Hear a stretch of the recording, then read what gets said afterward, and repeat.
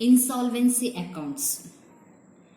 In this chapter, we discuss meaning of insolvency and problems in this chapter. Okay, what is the meaning of insolvency?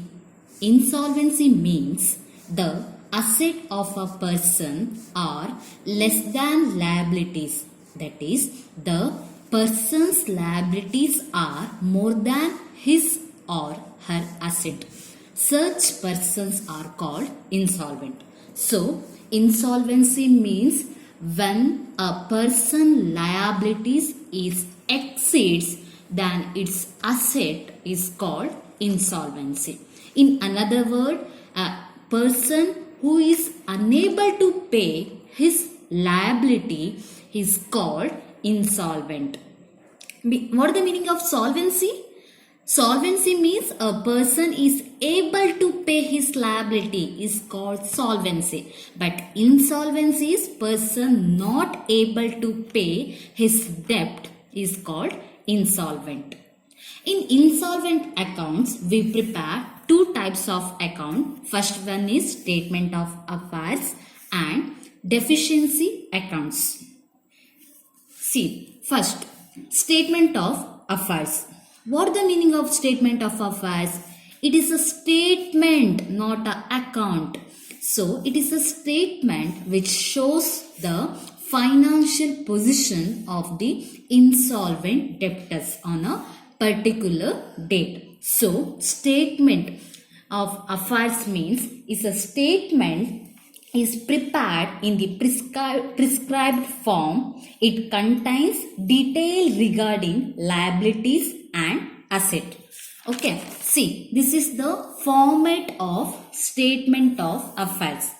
This is the in statement of affairs include details of the liabilities and asset of insolvent debtors. See, in statement of affairs there is a gross liabilities, the liabilities of the insolvent debtors, and liabilities as stated and estimated by debtors. What are the liabilities have the insolvent debtors? Then expected to rank, and right hand side we write asset of the insolvent debtors. In some problems, the assets are given in book values, or in some other problems, the assets are given in the estimated value. Whatever is given, they should be recorded in the either in book value column or estimated column. Okay. The statement of affairs should be divided in different lists. See, list A, list B, list C, list D, and list E, list F, list G, and list H. Let us discuss in detail. In the statement of affairs should be in left hand side and right hand side. I already told. In liabilities side, under the heads of list A, list B, list C, and list D. This is the liability side. This is the asset side. In list A, we write unsecured creditors. What is the meaning of unsecured creditors? The unsecured creditors, also called ordinary creditors, are those creditors who are not given any asset as security, is called unsecured creditors. There is no any asset as a security. See, for example, trade creditors, sundry creditors, bank overdraft, bills payables, loan from wife, loan from friends, bill discounted or dishonor, or creditors to salary, wages. These are examples of unsecured creditors. These terms also discussed in liquidation chapter also. Are you know? Yes. In list B, we write fully secured creditors. What is the meaning of fully secured creditors? Fully secured creditors are those creditors the asset offered to them as security realize the amount more than or equal to the value of the liabilities. That means the security is more than the value of the creditors is called fully secured creditors. See, for examples, if a creditors have the building of rupees 20,000 and the security, the creditors have the security of the building rupees 30,000, the security value is more than the creditor's value. So the difference is called surplus. No. See, in list B we write fully secured creditors, value of the security. How much security should be we pledge, or value of the security should be right in this column. Then less creditors, the surplus amount should be written in this list G column. Okay, next. In list C, we record partly secured creditors. What the meaning of partly secured creditors? Partly secured creditors are those creditors the asset offered to them as security realizes the amount less than the value of the asset. Here the less than the value of the liabilities. Here the more than the value of the liability. In fully secured creditors, more than the value of the liabilities. In partly secured creditors, less than the value of the liabilities. Okay. So, in list D, we write preferential creditors. Preferential creditors. What the meaning of preferential creditors? Are those unsecured creditors who enjoy priority over the payment of over unsecured creditors. It includes government taxation or employee salary, wages, rent, etc. These are the examples of preferential creditors. So, in liability side, we write all the liability side. That means in left side, we record all the liabilities of insolvent debtors in list A, list B, list C and list D. In right hand side, we record all the asset of the insolvent debtors. Let us discuss. In list E, we record all the properties of the insolvent debtors. What are the properties? Give examples for the properties. Either cash in hand, cash at bank, stock, shares, buildings, furniture, fixtures, plant and machinery. These are the properties of the insolvent debtors that should be recorded in the list E in the right hand side of the statement of affairs. Okay.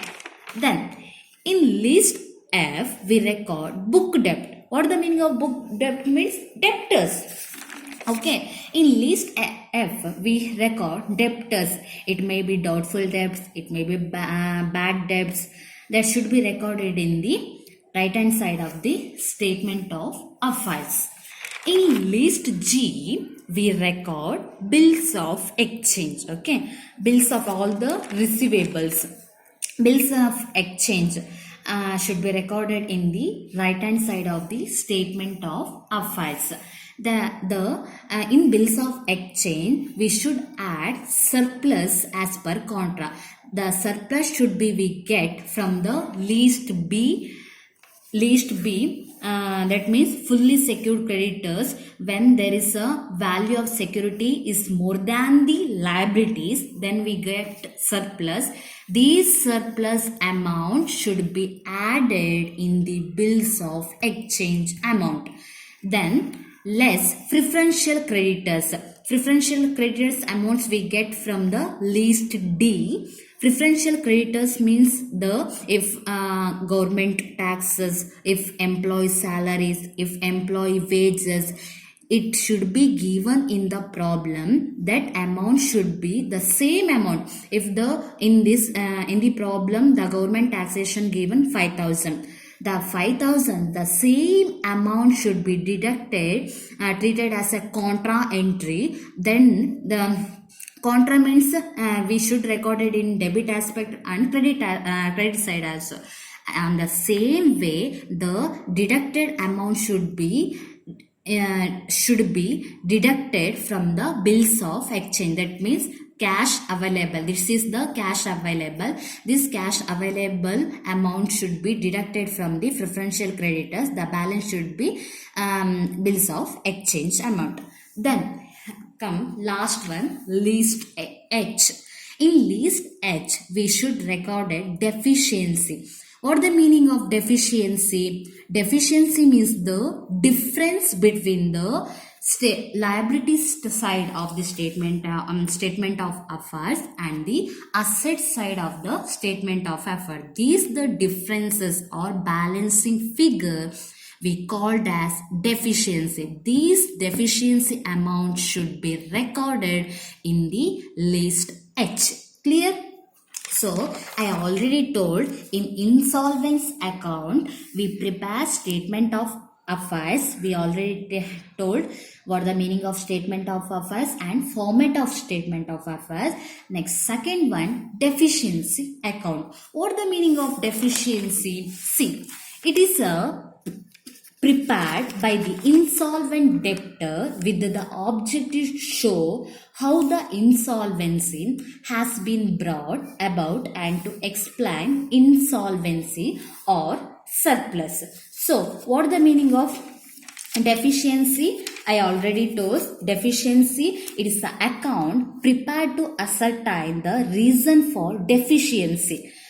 See, this is the format of the deficiency account. It shows the insolvent debtor to ascertain the reason for the deficiency. Okay, there is a left hand side in deficiency account and right hand side. In left hand side, we record all the revenues, profit arises in the business. First, one by one.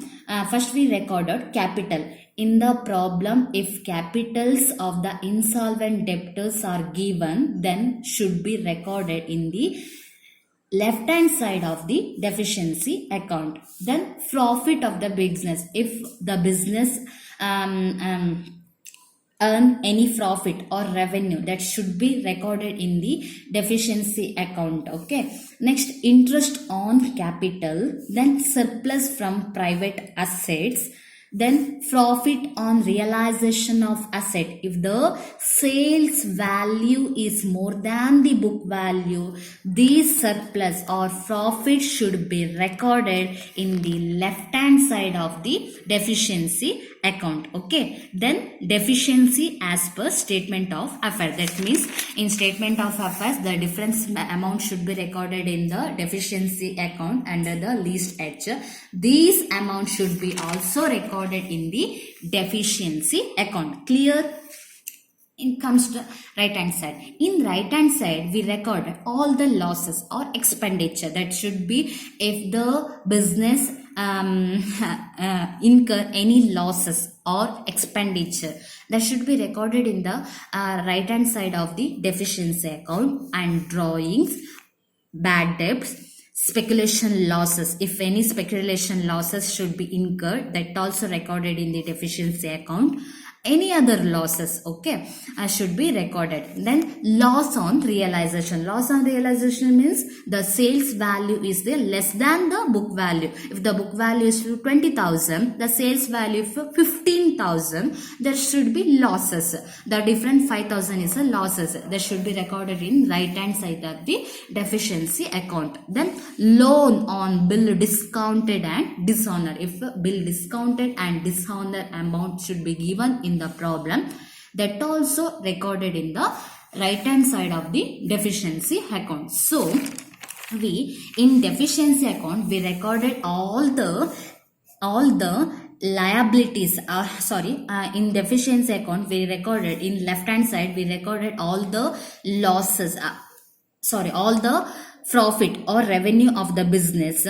See, in left hand side, we recorded all the profit, revenue, capital or surplus from private asset or profit on realization of asset, or interest on capital, or deficiency. That should be recorded in the left hand side of the deficiency account. In right hand side, business losses, speculation losses, drawings, or loss on realization of asset or personal liability should be recorded in the right hand side of the deficiency account. This is the theory part of the insolvency account. There is a quick revisions of the insolvency account.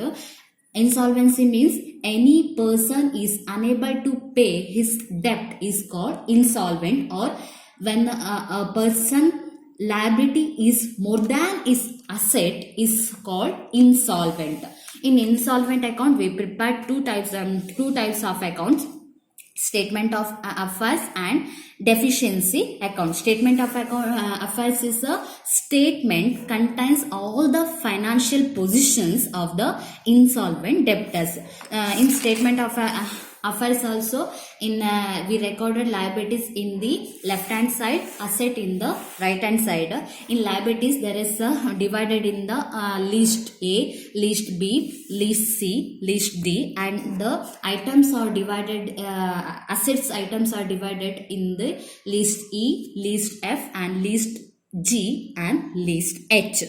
Okay, this and then we prepare deficiency account. Deficiency account means insolvent debtors should be prepared this deficiency account to find out ascertain the reason for the deficiency. In deficiency account, in left hand side, we record all the profit or revenues, or profit on realization, or surplus from private assets. The item should be recorded in deficiency account. In right hand side, we record all the losses or expenditure or speculation losses, bad debt, doubtful debts, drawings, or bill discounted, dishonor items should be recorded in the deficiency account. This is about the theory part of the insolvent account. So in next classes, we discuss the problem relating to the insolvency account. Okay, are you understood? Okay, thanks.